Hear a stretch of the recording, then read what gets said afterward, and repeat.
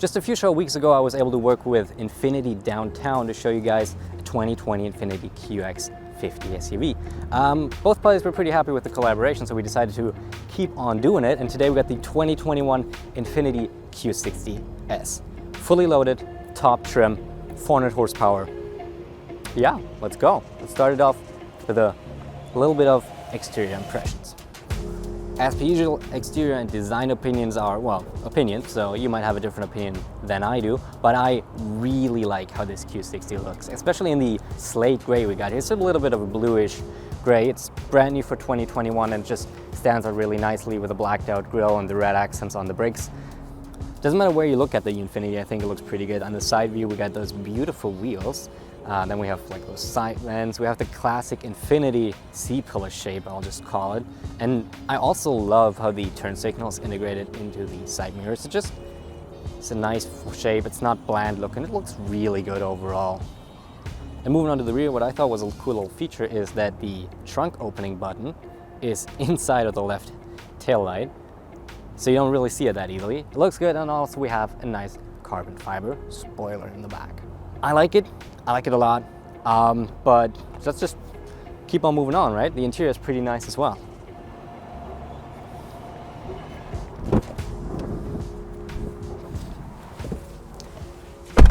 All right, QX60 interior time. It's beautiful, I love it. I love it. There's a few complaints, comment on them shortly, but let's start off with the materials. First of all, all these leathers we use in here, beautiful. We got contrast stitching, so we got red stitching on the black, we got black stitching on the red leather. Looks great, feels just phenomenal. Especially like in general, red interior. Good job, whoever spec'd this. Looks great, feels great. Steering wheel, that's funny, like the same thing I noticed in the QX50 with it being a little more slippery. I don't have any issues with grip, so it seems to be like that. Literally was just the one day where I had a little dry hands.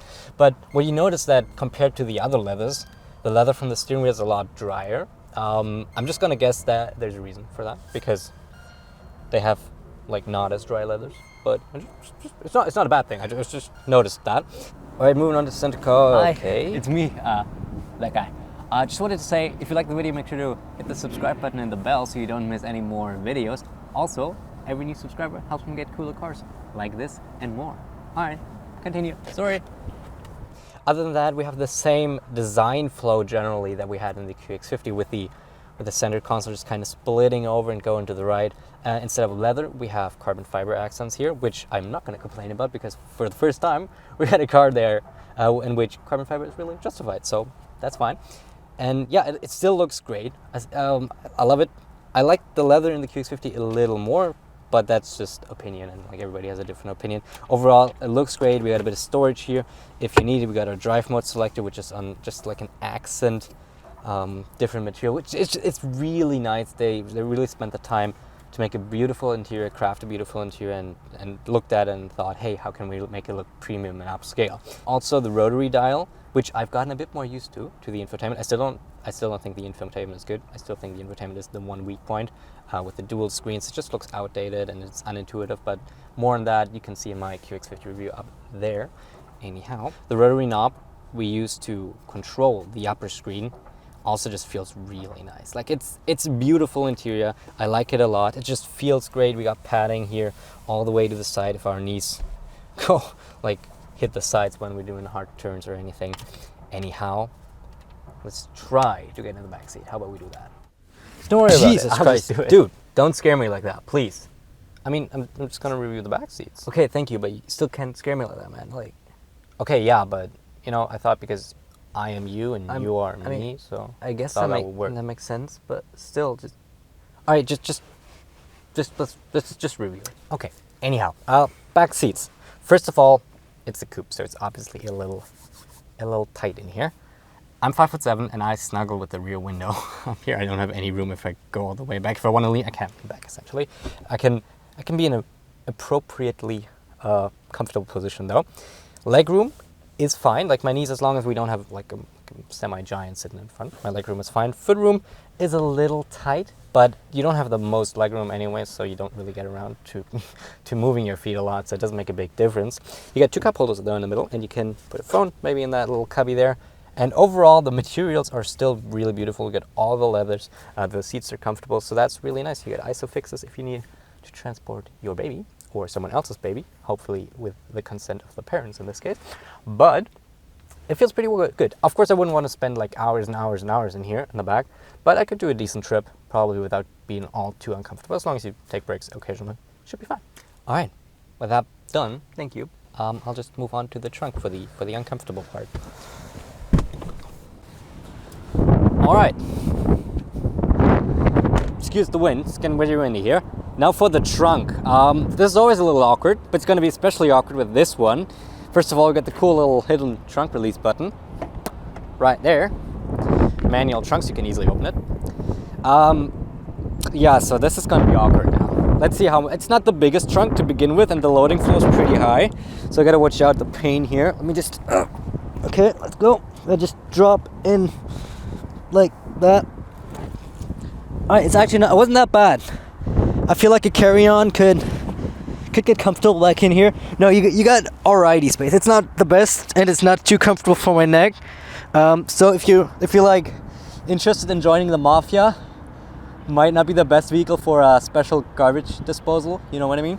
But other than that, you'll easily fit like a good amount of luggage in here. Probably. It's not the biggest. Like I said. Okay, how do I get out of here? But it'll be fine. I'll just. You can also lay down the seats if you want to. You can do that. I'll just. Oh my god. Okay, before we start driving, this is just. Oh god, this is even worse than getting in. Oh god. That's what you work out for, boys and girls. Oh my god. Easy. No problem at all. No problem. All right, let's try. Okay, setting off inside the Infiniti Q60S. Let's start about talking about the info. Just kidding. We're at 400 horsepower. Let's put in Sport Plus. We want to see how good this thing is, right? Sport Plus, 400 horsepower. Let's see, it's behind me looking. Okay. Let's see this.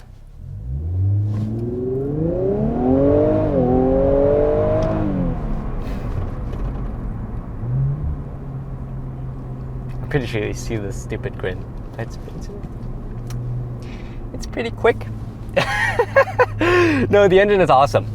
Not only does it produce a lot of power, 400 horsepower, 350 pound-feet of torque, but it also just responds really quickly to your input. It rests really nicely, and that's like everybody. I've been looking around, and everybody loves this engine. It's just a great engine they put in here. So good job, Infiniti. The transmission we got mated to that is a 7-speed automatic.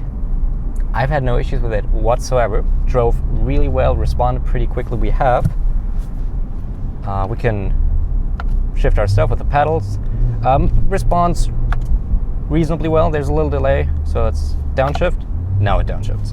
Upshift. Now it upshifts. So there's a little delay in that, but it's not too bad. I found that the automatic transmission does a good job anyway, so there was no reason for me at all to try to shift it manually. Also, really, the second I got into this car, I picked it up in a parking lot, and I turned right from the parking lot onto the street, so nothing really sporty at all, just regular right turn. But I instantly felt like, oh, okay, this thing is pretty sporty. So that was pretty awesome, not gonna lie. Let me just U-turn here. So yeah, I instantly felt, oh, okay, this thing is super sporty. It rides really well, and it just reacts. Like the whole chassis, the whole suspension feels properly set up, so you can take this thing and drive it really spirited. Also, at the same time, it rides pretty well. Like, most of the time I've drove it in, like I said, I didn't drive much. I was able to drive about 50 kilometers in this car. And most of the time I drove it in standard. I didn't really get around to play much with it, but what I found out is that I mostly preferred Sport Plus. Obviously, I'm 20, I also prefer Sport Plus. But just for regular driving, I like the suspension in regular mode. It's super, super soft. All the bumps get absorbed really well, and it's super comfortable. At the same time, it's still sporty enough. They found a really good balance there in the regular mode. But if you want a bit more response and a bit more, yeah, let's say sportiness in itself, you can set your suspension to Sport Plus, and it rides a little worse. Not too bad actually. but at the same time, it's so much more responsive. I would show you that, but I can't do it on public road. We're just swerving left, right, left, right. You really notice how much more responsive the car gets if you put it into Sport Plus. Really well set up everywhere. I would love, absolutely love to take this car, not only drive it in Toronto, but maybe somewhere where you can drive it a little faster, maybe even a track, because this feels like it's gonna be a lot of fun to drive fast and drive spirited. The little fast driving I could do was amazing. Not only the acceleration, but like I said, it just feels like it's really well set up overall, the whole car. And yeah, maybe I can get my hands on like a press car version of this, so we can get it for a week and maybe drive it a bit more spirited somehow to get a bit more of a comprehensive review in. Anyhow, with that being said, obviously I wasn't able to observe fuel economy in 50 kilometers. Like, I can't tell you much about that, unfortunately. But I think if you buy a Q60S with 400 horsepower, fuel economy isn't the most important of your concerns, I guess, right? Moving on. Seats, really comfortable. Actually, let me put this in. Oh, we already answered. The exhaust actually sounds pretty good as well. I mean, that was weird. Okay, that was a bit weird there. Because I got into eco and then back up, and the eco mode is similar to the QX50, where it just kind of makes the gas pedal just really spongy.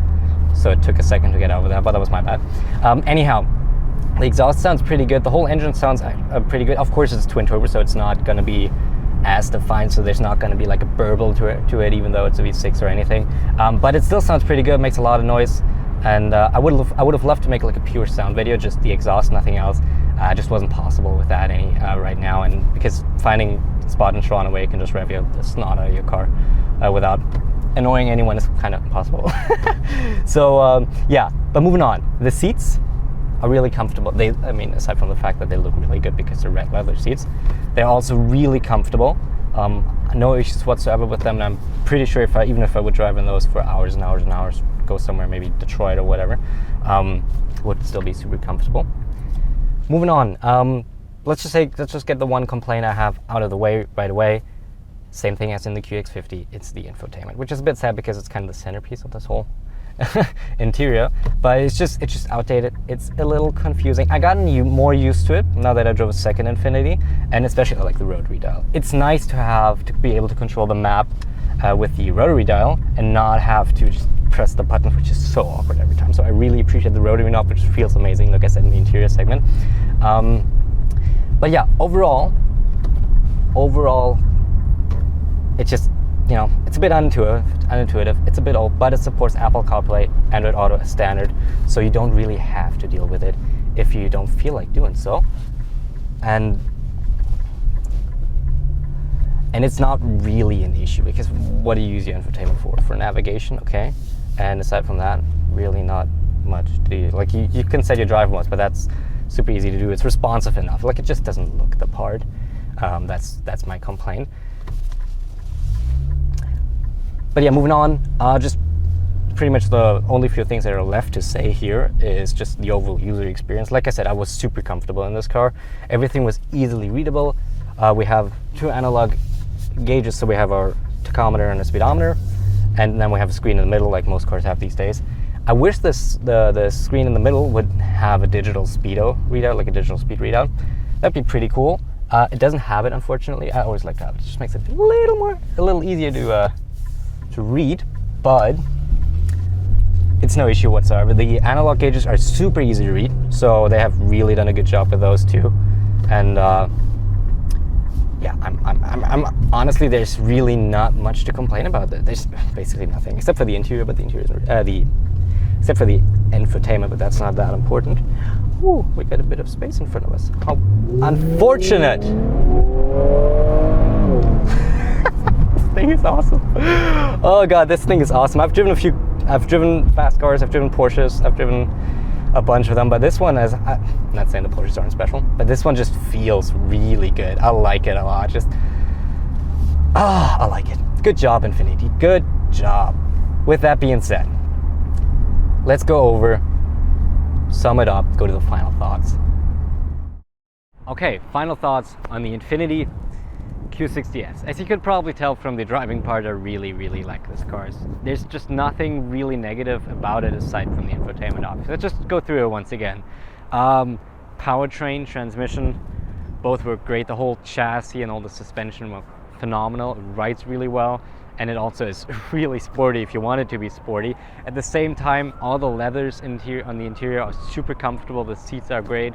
Just everything is pleasant to touch. It just looks great. They really took the time to craft an interior that is not only functional and easy to use, but also looks great and feels great. So I really, really appreciate what Infiniti has done here. Furthermore, it just looks amazing, especially with the sun out right now. I love the gray. I love the blue gray we got here. It's a pretty good car. Like, the only negative about it is the infotainment. Like I said, same complaint like with the QX50. It's just outdated.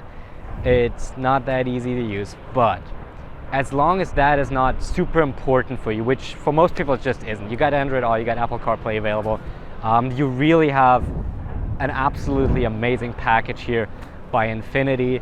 Price-wise, we're sitting just under $70,000 at $69,245, if I remember correctly. Nice.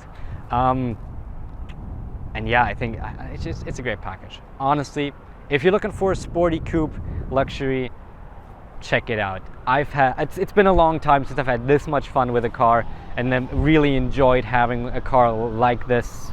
It was amazing.